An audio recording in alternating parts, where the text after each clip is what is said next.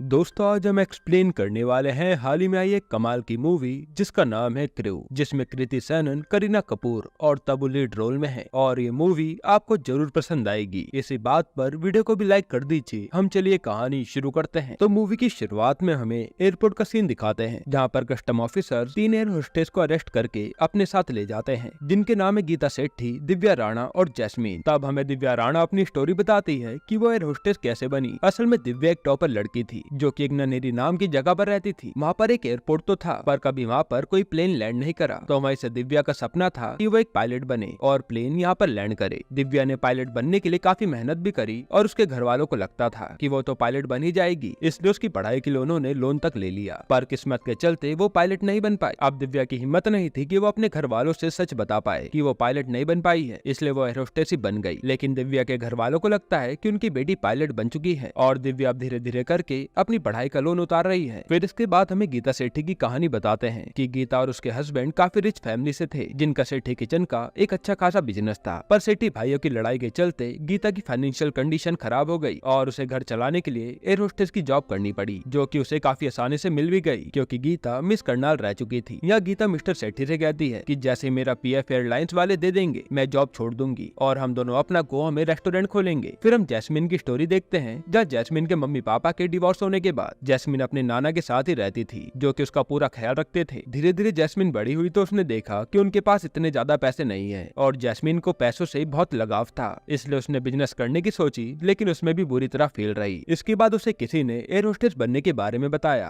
और ब्यूटीफुल होने के कारण उसे कोहिनूर एयरलाइंस में एयर होस्टेस की जॉब मिल गई और ये कोहिनूर एयरलाइंस का मालिक विजय वाल्या है। अब प्रेजेंट में इन तीनों से कस्टम ऑफिसर सवाल करती है और हमें पता चलता है कि इन्हें सोने की स्मगलिंग करने के इल्जाम में अरेस्ट किया गया है, जिसके बारे में ये कहती है कि हमें तो कुछ भी नहीं पता। तब ऑफिसर कहती है कि तुम्हें ये सब करने की जरूरत पड़ी ही क्यों। जिसके बाद हमें 6 महीने पहले का सीन दिखाते हैं, जहाँ गीता से दिव्या पूछती है कि हमें हमारी सैलरी कब तक मिलेगी, क्योंकि मुझे अपनी लोन की किस्तें चुकानी है। और न्यूज़पेपर में हम देख पाते हैं कि कोहिनूर एयरलाइंस कर्जे में डूब चुकी है, जिस पर गीता कहते हैं कि एचआर मित्तल से बात हुई है, जो कह रहे थे कि दिवाली के बोनस के साथ साथ सबकी सैलरी भी मिल जाएगी। फिर ये सब प्लेन पर अपनी जॉब करने चले जाते हैं, जहाँ गीता पर एक पायलट बनेरा लाइन मारने आता है और गीता उसे ज्यादा भाव नहीं देती। अब जॉब के बाद इन सबको सैलरी तो नहीं मिलती, पर रोजाना के डेली अलाउंसेस मिलते रहते हैं, जो कि बहुत कम थे और इन सबकी जिंदगी ऐसे ही चलती जा रही थी। साथ ही जैस्मिन एयरलाइंस की एक एम्प्लॉय को कभी कभी पैसे देकर भी मदद करती थी, क्योंकि जैस्मिन जानती थी कि उसको पैसों की जरूरत है, पर सैलरी तो उसे मिल नहीं रही। अब एक दिन तंग आकर गीता अपने क्रू के मेंबर राजवंशी से पूछ ही लेती है कि आखिर हमें सैलरी कब तक मिलेगी, जिस पर राजवंशी कहता है कि एयरलाइंस में ऐसी प्रॉब्लम्स आती रहती हैं। 9/11 में भी कुछ ऐसा ही हुआ था, पर कुछ टाइम में सबको पेमेंट और पीएफ सब कुछ मिल गया था। अब जब ये सब प्लेन में अपनी जॉब कर रहे होते हैं तो गीता राजवंशी को चाय देने आती है, पर वो देखते कि राजवंशी तो मर चुका है क्योंकि उसे सांस की प्रॉब्लम थी। तब वो अपनी साथियों को बुलाती है और ये डिसाइड करते हैं कि राजवंशी को सीपीआर देंगे, जिसके लिए दिव्या और जैस्मिन तो तैयार नहीं होती, पर इंसानियत के नाते ये काम गीता करने को तैयार हो जाती है। फिर जैसे गीता राजवंशी की चेस्ट प्रेस करने के लिए शर्ट खोलती है तो उसकी आंखें खुली की खुली रह जाती हैं, क्योंकि राजवंशी कई सारे गोल्ड के बिस्किट की स्मगलिंग कर रहा था। अब ये तीनों मिलकर राजवंशी को क्रू की सीट पर बैठाने जाती हैं और जैस्मिन कहते कि क्यों ना हम इससे सोना निकाल लें और जॉब छोड़कर अपनी लाइफ काफी अच्छे से जिए, जहाँ जैस्मिन दोनों को ही लालच देने लगती है। लेकिन गीता कहते कि नहीं, मैं चोर नहीं हूँ और मुझे जेल नहीं जाना, इसलिए गीता और दिव्या इसके लिए तैयार नहीं होती। इसके बाद ये लोग राजवंशी की बॉडी और सोना कस्टम वालों को दे देते हैं। यहीं पर हम जयवीर नाम के कस्टम ऑफिसर को देखते हैं, जो कि दिव्या को देखते ही स्माइल देता है और दिव्या जैस्मिन से बताती है कि ये दोनों बास्केटबॉल के टूर्नामेंट के दौरान मिले थे, जहाँ जयवीर और दिव्या करीब आए और इंटीमेट भी हुए, लेकिन उसके बाद ये फिर कभी नहीं मिले। अब जयवीर आकर दिव्या से बात करता है और उसका नंबर भी ले लेता है कि हम टच में रहेंगे। वहीं इनका एचआर मित्तल भी राजवंशी की बॉडी के पास खड़ा था, जिसे गीता बुलाती है, पर वो उसे इग्नोर कर देता है। और जब कस्टम वाले बात करते हैं तो हमें पता चलता है कि ये तो टोटल 12 किलो सोना था, जो कि अलबुर्ज ले जाया जा रहा था। जिसके बाद कस्टम वाले और भी ज्यादा एक्टिव हो जाते हैं। फिर यहाँ से ये तीनों अपने अपने घर आती हैं तो हम देखते हैं कि तीनों की घर की कंडीशन ज्यादा अच्छी नहीं है, जहाँ एक तरफ जैस्मिन ठीक तरह से अपना घर का भाड़ा तक नहीं दे पा रही, वहीं दिव्या के पापा को लोन की इंस्टॉलमेंट देने के लिए अपनी ऑल्टो बेचनी पड़ी और गीता और उसके पति को भी कम पैसों में गुजारा करना पड़ रहा है। अब जैस्मिन के पास उसके नाना आते हैं, जो कि उसे अपनी एक सोने की पुश्तैनी अंगूठी देते हैं और घर का भाड़ा देने के लिए जैस्मिन बिना बताए वो अंगूठी बेच देती है। इसके बाद जब गीता सब्जी खरीद रही होती है तो वहाँ उसकी मुलाकात उसके क्रू की मेंबर सुधा से होती है, जो पहले काम किया करती थी। गीता सुधा से पूछती है कि मित्तल जी कहाँ हैं, जो हमारा फोन तक नहीं उठा रहे हैं। असल में मित्तल ने अपनी पहली पत्नी को छोड़कर सुधा से शादी की थी, पर सुधा कहती है कि अब वो मुझसे भी ज्यादा ज्यादा बात नहीं करते। फिर हम न्यूज में विजय वालिया का इंटरव्यू देखते हैं जहाँ कहा जा रहा था कि कोहिनूर एयरलाइंस बैंकरप्ट हो चुकी है, लेकिन विजय वालिया कहता है कि ऐसा कुछ भी नहीं है, बिजनेस में कभी पैसा आता है तो कभी नहीं आता और ये सब हम मैनेज कर लेंगे और हम अपने 4000 एम्प्लॉयज का विश्वास टूटने नहीं देंगे। अब यहाँ गीता जब अपनी जॉब के लिए निकलने वाली थी तभी उसकी नजर मित्तल पर पड़ती है और वो मौका देखते ही मित्तल की गाड़ी के सामने आ जाती है, जिसके बाद मित्तल और ये दोनों साथ में होते हैं और गीता उससे सच पूछती है कि कोहिनूर एयरलाइंस बैंकरप्ट हो गई है क्या, इसलिए हमारे पैसे नहीं मिल रहे हैं ना। जिस पर मित्तल कहता है कि ऐसा कुछ भी नहीं है, पर बातों ही बातों में वो बता ही देता है कि हाँ अब किसी को भी पैसे नहीं मिलने वाले और गीता ये सुनकर उदास हो जाती है कि अब उसके पीएफ का क्या होगा। इसके बाद गीता सीधा एयरलाइंस के वेयरहाउस में दिव्या और जैस्मिन के साथ आती है और वहाँ से सब चीज भरने लगती है कि पैसा तो नहीं मिलने वाला,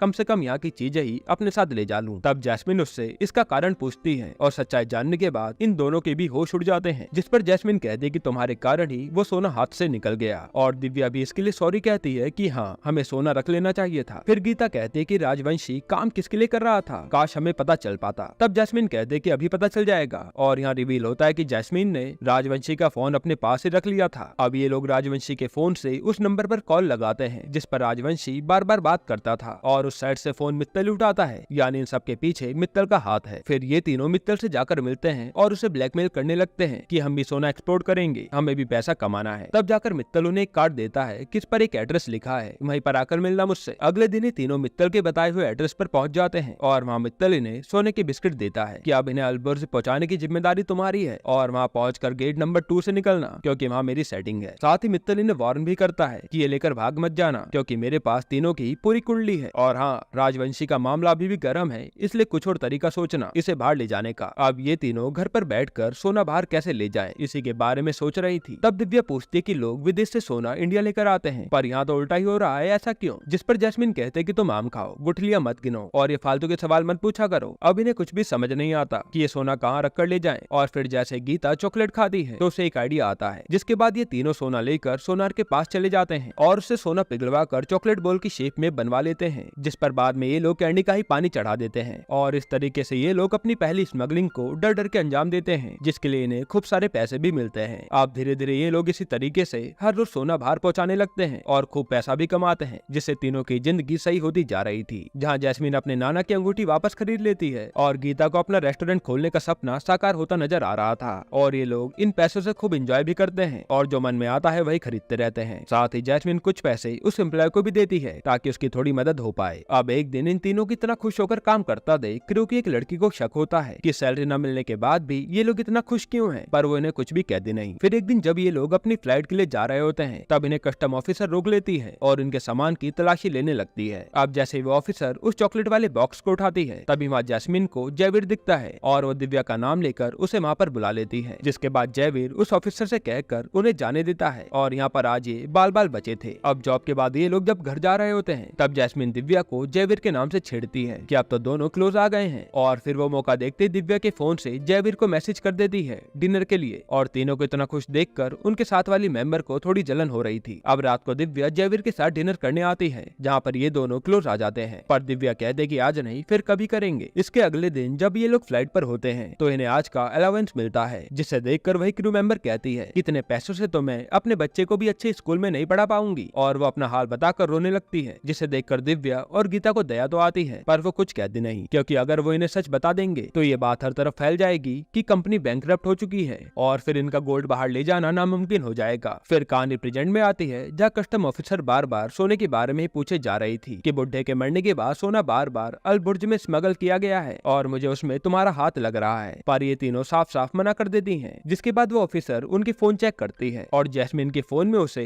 इन तीनों की बार में ग्रैंड पार्टी करते हुए फोटो दिखती है और वो पूछती है कि इतना पैसा कहाँ से आया। फिर सीन पास्ट में जाता है जहाँ ये तीनों जैस्मिन के बर्थडे की खूब पार्टी करते हैं और फिर शैंपेन की बड़ी बोतल लेकर नशे में घर लौट रहे होते हैं। तभी दिव्या एक लड़की से टकराती है और ये देखते हैं कि ये तो उनकी ही क्रू की मेंबर है। उसे देखकर इन तीनों का ही नशा उतर जाता है और वो लड़की भी सोचने लगती है कि इन पर इतना पैसा कहाँ से आ रहा है। फिर अगले दिन उसे कस्टम ऑफिसर पर किसी का फोन आता है और उसे टिप मिलती है कि आज की फ्लाइट से सोना बाहर जाने वाला है, जिसके बारे में वो जयवीर को बताती है और कहते कि ये 3 नाम भी टिप में मिले हैं। इसके बाद वही सीन आता है जो हमने मूवी की स्टार्टिंग में देखा था, जहाँ ये कस्टम ऑफिसर इन तीनों को अरेस्ट करके अपने साथ ले जाती है। अब प्रेजेंट में इन तीनों के पास से ऑफिसर को कुछ भी नहीं मिला था, इसलिए उनके हेड आकर कहते कि उन्हें जाने दो क्योंकि इससे हंगामा हो सकता है। तब वो ऑफिसर गुस्से में बाहर आती है और उसे गीता के बैग से चॉकलेट मिलती है और उसे याद आता है कि उस दिन भी इनके पास चॉकलेट थी। तो वो जल्दी से आकर उनके बैग से चॉकलेट की बॉक्स निकालती है, जो देखकर ये तीनों ही डर जाती हैं। अब जैसे वो ऑफिसर चॉकलेट खाती है तो वो नॉर्मल चॉकलेट निकलती है, जिससे वो बौखला जाती है क्योंकि उसे लगा था कि इसमें सोना होगा। अब कोई भी सबूत तीनों के खिलाफ नहीं था, इसलिए तीनों को ही छोड़ दिया जाता है। फिर हमें 6 घंटे पहले का सीन दिखाते हैं जहाँ इनकी फ्लाइट लैंड करने वाली थी। तब कैप्टन दिव्या को बताता है कि शायद आज घर जाने में लेट हो जाएगा क्योंकि कस्टम वाले चेकिंग कर रहे हैं। तब ये तीनों ही डर जाती हैं कि आज ये लोग बुरी तरह फंसने वाले हैं और इन्हें जेल हो जाएगी। लेकिन दिव्या को आइडिया आता है और वो सोना प्लेन के ही कैबिन में छुपा देती है, इसलिए ऑफिसर को सोना नहीं मिला था। अब प्रेजेंट में ये तीनों तो छूट जाती हैं, पर वो सोना प्लेन में उड़कर उनकी नजरों के सामने ही चला गया था, जो शायद अब मिलना मुश्किल है क्योंकि ड्यूटीज बार बार चेंज होती रहती हैं। इसके बाद जब ये तीनों घर जा रही थी तब जैस्मिन कहती है कि ये सब कोमल ने कस्टम वालों को बताया होगा क्योंकि उस दिन पार्टी के बाद उसने ही हमें देखा था। पर यहाँ किसी बात को लेकर जैस्मिन और दिव्या की आपस में लड़ाई हो जाती है और गीता दोनों को कार से उतार कर घर चली जाती है। फिर दिव्या पर जयवीर के कई कॉल भी आते हैं, पर दिव्या उसे नहीं उठाती। अगले दिन जब दिव्या अपनी फ्लाइट पर थी तब वो क्रू मेंबर को उनके बारे में बात करते हुए सुनती है और उसे लगता है कि वो क्रिमिनल तो नहीं बन गई क्योंकि दिव्या टॉपर होके भी ये सब उटपटांग काम कर रही है। फिर जब दिव्या एयरपोर्ट पर होती है तब उसे उसका भाई मिलता है, जो दिव्या को एयर होस्टेस की ड्रेस में देखकर शॉक हो जाता है क्योंकि उसे तो लगता था कि दिव्या पायलट है। जिसके बाद दिव्या उसे सब सच बताती है और वो कहता है कि जैसा चल रहा है चलने दो। अब कुछ दिन ऐसे ही बीतते हैं और एक दिन उसी फ्लाइट से सोना नीचे गिर जाता है, जिसकी न्यूज हर चैनल पर दिखाई जा रही थी। अब ये देखकर गीता काफी डर जाती है कि अब उनका क्या होगा, पर मिस्टर सेठी कहते हैं कि डरने वाली बात नहीं है क्योंकि पुलिस वालों के पास सबूत नहीं है कि ये तुमने ही रखा है। इधर जयवीर न्यूज देखकर अपनी ऑफिसर से कहता है कि तुम्हारी टिप सही थी, पर वो ऑफिसर कहती है कि अब क्या फायदा, वो तीनों तो बचकर निकल गई। फिर जयवीर से मिलने दिव्या आती है, पर जयवीर उस पर ही भड़क जाता है कि मुझे तुमसे कोई बात नहीं करनी। वहीं इस साइड जब जैस्मीन अपने घर आती है तो देखती है कि उसके नाना जी उसे हमेशा के लिए छोड़कर चले गए हैं और वह पूरी तरह टूट जाती है, जहाँ उसके साथ अब दिव्या और गीता आकर खड़ी होती हैं। फिर कुछ दिनों बाद न्यूज आती है कि विजय वालिया हमेशा के लिए देश छोड़कर भाग गया है और किसी भी एम्प्लॉय को एक फुटी कौड़ी नहीं मिलने वाली है, जिससे वो सारे एम्प्लॉय रोने लगते हैं। वहीं कोमल की बहस दिव्या और गीता से भी हो जाती है कि मैंने तुम्हें अपना समझा और तुमने हमें कुछ भी नहीं बताया, और वो कहते कि मैंने कस्टम वालों को भी तुम्हारे बारे में कुछ भी नहीं बताया था। यह सुनकर तीनों के ही होश उड़ जाते हैं। फिर जाते समय जैस्मिन सोचती है कि जब कोमल ने कस्टम वालों को कुछ भी नहीं बताया तो फिर कौन हो सकता है, और उसे कस्टम ऑफिसर की बात याद आती है जो कह रही थी कि मेरी जासूस इनके जैसे ही एक एयर होस्टेस रह चुकी है। तब जाकर गीता को याद आता है कि ये काम मित्तल की बीवी सुधा कर सकती है और ये तीनों जाकर सुधा को पकड़ लेते हैं। फिर सुधा इन्हें सच बताती है कि मित्तल ने मुझे भी छोड़ दिया है और उसने बाहर एक फिरंगी से सेटिंग कर ली है, इसलिए मैंने गुस्से में आकर कस्टम वालों को इन्फॉर्मेशन दी ताकि मित्तल भी पकड़ा जाए, पर कुछ भी फायदा नहीं हुआ। तब गीता पूछती है कि इतना सोना मित्तल पर आया कैसे, और सुधा बताते कि ये मित्तल का नहीं बल्कि विजय वालिया का ही सोना है जिसे तुम लोगों ने खुद बाहर पहुंचाया है, और वालिया भी मौका देखकर विदेश भाग गया, जिसे सुनकर इनके होश उड़ जाते हैं कि इन्होंने कुछ पैसों के लालच में अपने पैर पर कुल्हाड़ी मार ली। ना तो विजय का सोना बाहर ले जाते, ना ही विजय वालिया यहाँ से भागता। सुधा बताते हैं कि अगले हफ्ते तो वो अपनी बेटी की ग्रैंड वेडिंग भी करने वाला है। अब शाम के टाइम ये तीनों एक जगह पर मिलते हैं जहाँ दिव्या कहती है कि मैंने हिसाब लगाया तो हमने करीब 3000 करोड़ का सोना बाहर पहुँचाया है, जिस पर गीता कहते हैं कि अब हम ही ये सोना लेकर भी आएंगे, और इसके लिए ये तीनों ही मान जाती हैं। फिर अगले दिन ये विजय वालिया से सोना लूटने के लिए अलबुर्ज पहुंच जाती हैं और वहाँ रोज विजय वालिया पर नजर रखती हैं। फिर इन्हें वालिया जहाँ ठहरा था उस होटल के बारे में भी पता चलता है, जहाँ इन्हें मित्तल भी दिखता है और मित्तल के पास वही सोने के भरे बैग थे जो वो विजय वालिया को दे देता है। तब गीता कहते कि वालिया ने सोना यहीं पर रखा है तो हमें यहीं पर स्टाफ की नौकरी लेनी पड़ेगी, जिसके बाद गीता एक आदमी से कांटेक्ट करके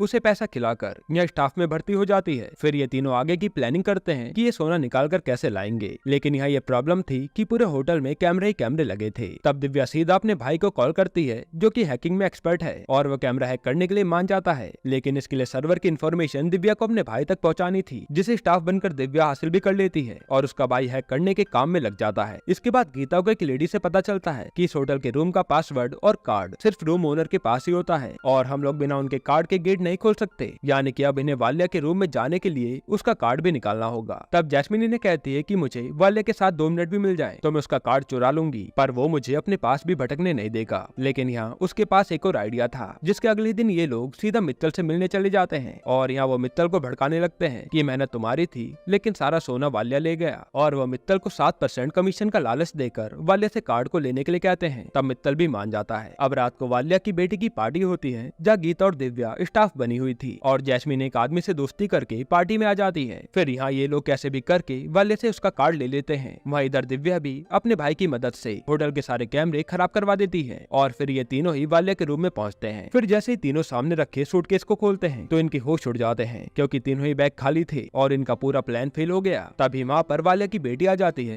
और ये बचकर वहाँ से भाग जाते हैं। अब बाहर उदास बैठकर ये कहते हैं कि अब हम कुछ भी नहीं कर सकते, हमें घर लौट जाना चाहिए। अब इसके 2 दिन बाद वाल्या अपनी बेटी और दामाद के साथ सारा सोना लेकर किसी दूसरे देश जाने के लिए निकलता है और प्लेन में हम देखते हैं कि उनकी खातिरदारी के लिए गीता और जैस्मिन पहले से ही मौजूद हैं। तब हमें फ्लैशबैक का सीन दिखाते हैं जहाँ गीता ने कहा था कि हमें वापस लौट जाना चाहिए। उसी समय जैस्मिन एक टैब निकालती है जो कि उसने वाल्या के रूम से उठा लिया था और उससे इन्हें पता चलता है कि वाल्या ये देश छोड़कर किसी आइलैंड पर जा रहा है और ये प्लान करते हैं कि हम प्लेन से ही सोना चुराएंगे। जिसके बाद सबसे पहले ये लोग प्लेन की क्रू को ठिकाने लगाते हैं और उनकी जगह खुद क्रू बन के आ जाते हैं। अब ये प्लेन में सबको बेहोशी की दवा डालकर शैंपेन पिलाते हैं पर वाल्या की बेटी उसे पीने से ही मना कर देती है और वो उटपटांग फरमाइशें करने लगती है जिसकी डिमांड पूरी करते करते ये लोग ही पागल हो जाते हैं। फिर थोड़ी देर में सारे लोग बेहोश हो जाते हैं पर वाले की बेटी ने तो कुछ भी पिया नहीं था इसलिए वो होश में थी। अब थोड़ी देर में उसके सोने के बाद ये लोग जल्दी से जाकर वाले के बैग चेक करते हैं तो सोना उसी में था और ये देखकर ये बहुत खुश होते हैं। पर तभी पीछे से वाले की बेटी आती है